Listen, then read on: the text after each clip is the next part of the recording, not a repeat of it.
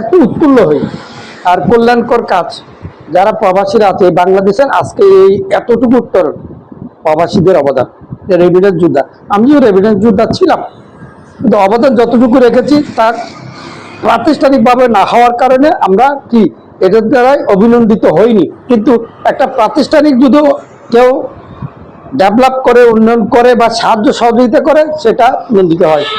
যেমন নাকি আমরা এখনো স্বীকার করি হাজী মোহাম্মদ মহসিন দানবীর, জাফরুল্লাহ চৌধুরী, তারপর আছে অনেকেই আছে যার যে অবদান থেকে কোনো কর্ম প্রতিষ্ঠানে যদি ইয়া করা হয়, দান করা হয়, এটা স্বীকৃতি মৃত্যু পরেও কি থাকে, মানুষের কন্টিনিউয়ার এটা জাগ্রত থাকে।